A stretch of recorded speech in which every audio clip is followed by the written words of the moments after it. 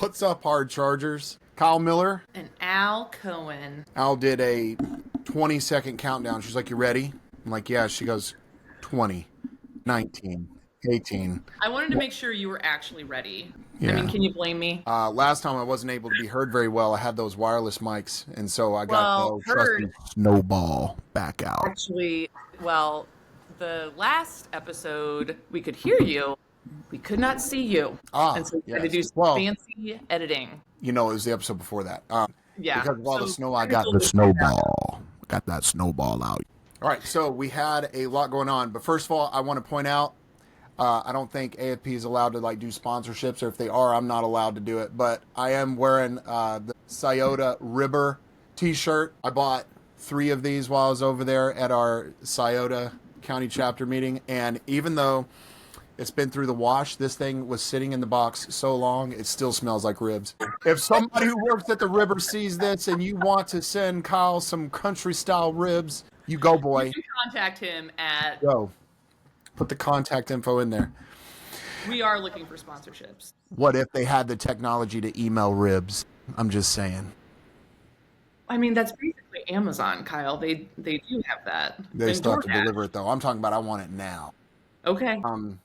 Hey, we had a lot going on. So we've been talking about our county chapter model and, how we meet bi-weekly with those. We don't ever ask anybody for money, just for their time and talent. And I think some people think that we're messing with them, that they're actually not out there getting after it, affecting policy and politics and politicians, and they are. So we had the Grow Grassroots leaders. You ordered all the food for that. You scheduled all the hotel rooms. Speaking of ribs, yes, Kyle had some very specific menu options that he requested. If it's green, we send it back. Yeah, a long-standing feud between he and I about the merits of vegetarian cuisine. Anyway, yeah, I mean, we had 15 people come up to Columbus for that, and we had our folks come in from HQ to talk about the best practices for how to grow a grassroots movement in your community. And these folks, they're not just volunteers. They are volunteers, but these are folks that are committed to growing our capacity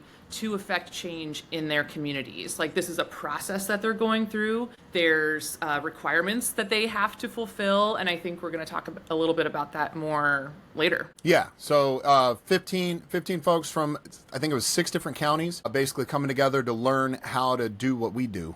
And lead other people to impact policy, to impact elections. So they have a capstone of some doors to accomplish next year, because we're getting involved. And we're getting involved up front, so that way we can control the outcome rather than be victims to it. And so they understand the calling there. And they actually have already done it. One of his Grow Grassroots leaders over in Lorain County, shout out Joe. I call him G.I. Joe. That dude is down for the battle. And he had some folks out there knocking doors already. So that's great. And by the way, if you didn't come, we put it out on this Not podcast, and we asked around. So we're going to be doing more rounds of the Grow Grassroots leaders to come. You get a night over in Columbus on us, dinner, breakfast, lunch on us. But more importantly, we enable you to be able to impact policy and make some change out there. But that's not it. That's not all. So we had our 2 women up in Cuyahoga County, Jen Kiko and Ange Manarino. They had shout out a thank you dinner for Bernie Moreno and his colleagues up at the Capitol. And we had special guests Bob France and Jack Windsor come through, do some programming for us. And it was a packed house, y'all. We are making waves in Cuyahoga County, and it's really, really exciting to see. Yeah, if you're in Cuyahoga, give us a shout. We got a chapter over there. I think their next meeting is coming up this week. But yeah, that was a good showing. I think there was over 60 people that were there. Bob France and Jack are always a cornucopia of knowledge, a plethora of information. That's right. So always good to have those guys. And a representative from Bernie's office was up there as well. Mm-hmm. And he did a really good job. And so they took some questions from the crowd. But just reigniting stuff over there in Cuyahoga. I think they've felt disenfranchised for a little bit. And the reason we were saying thank you to Bernie, by the way, is because he didn't vote not once, not twice, not 3 times, not 4 times, not 5 times, but a dozen times. I believe the exact number was 13. Maybe I'm off on that. But to end the government shutdown. That's right. And so Shout out to Bernie Moreno. I knew we Thank got you in there for a reason, doing good work.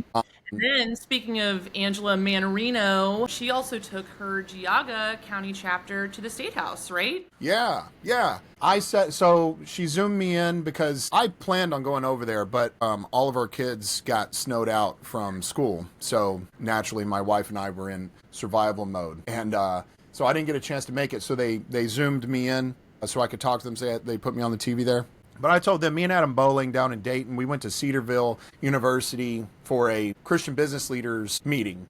And at their meeting, there was a speaker, Jenna Powell, prior state representative, and she told a really interesting story about how it doesn't take much to make an impact up at the State House. And she gave a quick story about 3 ladies who wanted to see some policy pass. And so they came up there and they just showed up and they said, this is policy we'd like to see passed. And she said, before you know it, those 3 ladies had, all the elected officials talking about whether to make this a law or not that would impact 11 million Ohioans. And she said, do you think about that? 3 people were able to get conversation going around something that was going to impact 11 million. So That's I right. say all that to say that those folks came from Geauga. Geauga is not a 20-minute drive. I think it's well over 2 hours. It may be 2.5. And they did it on a day that we got snowed out of school. And so they went up there just to go see the State House and get the lay of the land. And I love the attitude. They were asking her, when do we get to give testimony? When is the next committee hearing? And so, again, chapters doing the action, getting the surveil of the land. It's really exciting. Speaking of which, if you are interested in joining your local chapter, we have many. I'll put the map up on the screen. You can get in touch with us via our website, buckeyeblueprint.com. We have a calendar feature on there so you can see all the upcoming events. And we always put the location there as well so you can see if we're having an event close to you. Kyle, what else do we have for the people? Well, I will just say this as well. There's 3 things I always pray for my children: their safety, their health, and their freedom. And it's really easy to take care of those first 2. I think everybody would agree with me that you want safety, health, and freedom for your children. So that's why we don't let them eat gummy bears before bed unless mom's out of town. But, we try our best on the health piece. We give them proper nutrition. We make them go to bed on time. We make sure they're hydrated. And then we know at the end of the day, there's still some stuff that we're just at the mercy of. But we do our part to ensure their health. Safety. We try to make sure they hang out in the right places, not the wrong places, with the right people, not the wrong people. And that, they're making actions that would likely result in no injury and harm to themselves or others, right? And so, but at the end of the day, we still know there are things that are outside of our control, but we're taking care of the things we take care of.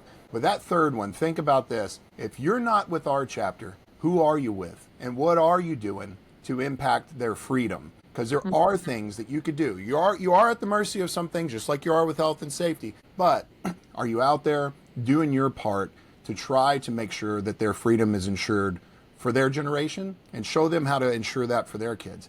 If not, then you should hit us up. You should come and get involved in our chapters, and we can show you how to do that, and we can show you how to show them how to do that. So just really wanted to reiterate that while it was on my heart. Thank you for that, Kyle. That was very inspiring. I do think, because we're running up on time here, I do think that I wanted to see what anybody thought about, put it this way. Last time we were on here, we were talking about data centers. I'm curious to see what people thought about that. So hit us up in the comments on here. Go back to that video, watch it if you don't know what I'm talking about. Hit us up on the comments on there, but let us know what you're thinking on data centers. We had Brian on. Is Brian, right? Yeah, we had Brian on, and Brian is a data center expert. He's been in them. He's worked in them for decades. He knows where they came from and where they're at now. And so we were thinking about getting some local elected officials on to talk about what they're hearing in their areas. And we thought about getting some citizens from those areas on to talk about what some of their concerns are. What do you guys think, though? Comment down below. Shoot us a message. Let us know so we don't put something out you guys don't care about. That's right. We want to hear from you. All right. You want to close us out? Yep. I got 5 words for you. Keep charging hard. Hard chargers.